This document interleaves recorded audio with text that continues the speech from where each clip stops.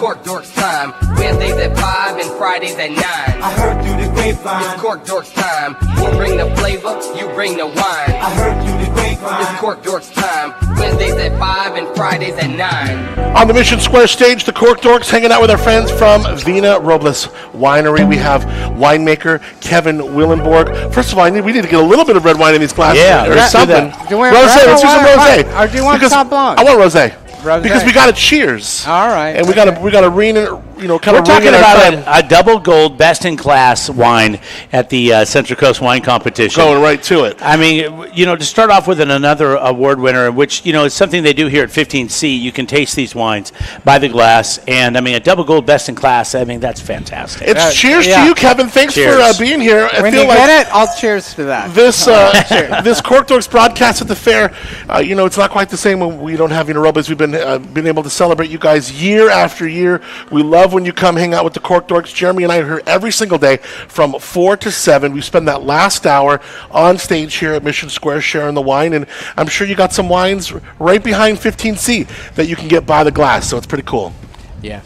So here we go. Cheers. This is the our rosé. Yep. Yeah. This is our 2020 rosé, and we do it in a style where we saignée, a little bit of Syrah, a little bit of Grenache, and then we add a little Viognier back at the end or so. When we talk about saignée, just to let everybody know, if you're not up to speed on what that means that we have some Syrah, and we have some other things, maybe Grenache, that we bring in, and we bleed a little juice off of that, just to pull a little color out of that. And then what do we do with that? We make a wine with it. Yeah, that's right. So we bring it in for reds. There's a couple different styles of making rosé. You can wait for the grapes, and a lot of people pick really early and then crush them all together, make the rosé out of it so it has very little color.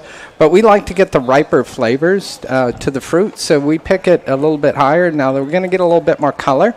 And all the colors in the skins, right? So we crush the grapes, they go into a tank, and then we bleed off some of the Syrah, some of the Grenache. We keep it separate. Then we settle it and make it just like a white wine. We'll rack it after a few days and then inoculate with yeast and do a cool fermentation. So you just have that little bleeding of color that kind of comes in. It just keeps the color just very, very nice. That's beautiful. It's like a platinum salmon. It's really, really pretty wine. What's even better is the way it tastes. It's refreshing on a day like this where we hit, mid to upper 90s to even on it's cooling down. We're like in the low to mid 70s now.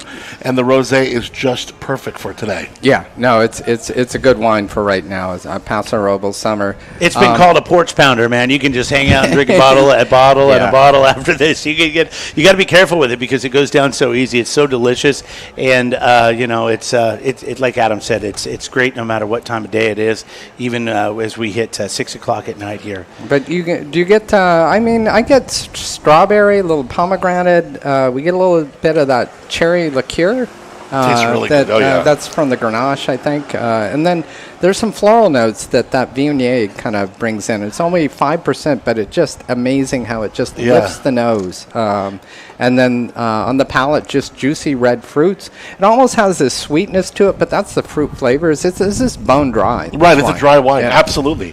Kind of curious about you, where how wine brought you to Paso, because when you read up on you, you've first of all you went to like the mecca of wine education. You went to Davis, but Paso kind of bleeds its own kind of culture on what's going on. But you got experience in Napa, old world stuff going on there. So kind of dip into the what made Kevin Willenborg the winemaker, and then why Kevin came to Paso. Yeah, well, it's a torturous path. It's interesting. What really kind of got me into winemaking is when I grew up as a kid, there was a family, a great family, and a good friend of mine, Tom, he went to Stanford. His brother went to Berkeley, much older. He was an accomplished lawyer.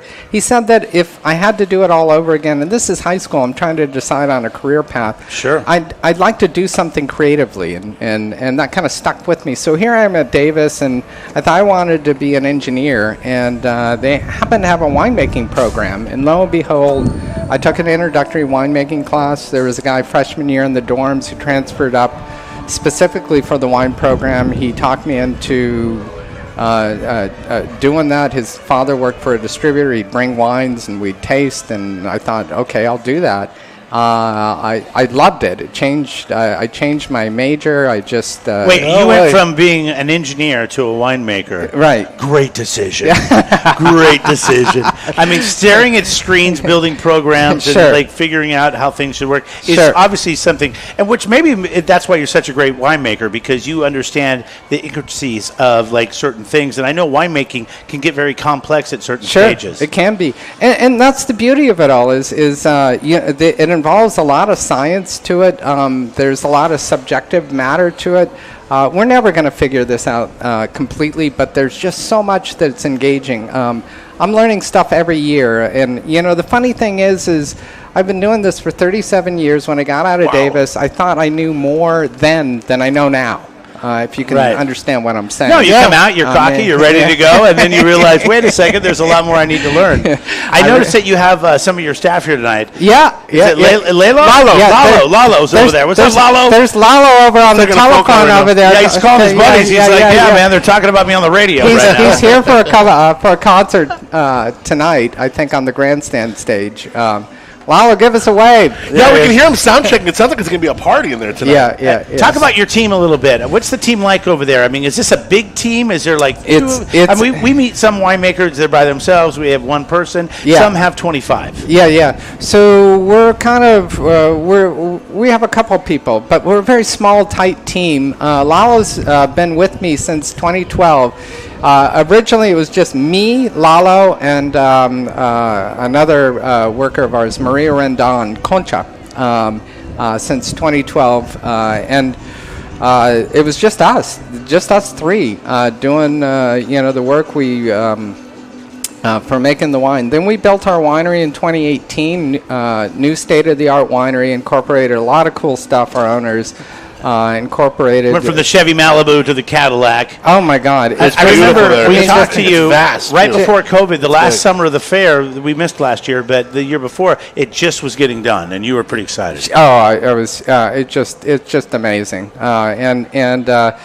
So we expanded the team to a couple more people. One that we worked with in the past, so there's just 4 people in the cellar. Myself, assistant winemaker. A guy who helps us out, Chris, who does both the warehouse and does maintenance for us, and that's it. That's our production team. But Lalo, you want to come up here and say something? I want to talk to you. I want to hear if you got some cool rims on your forklift, bro. You got some cool tubs on your forklift? He's actually a really good talker, but I don't think we're going to get him up here tonight. I can't hear you. You got to come up here.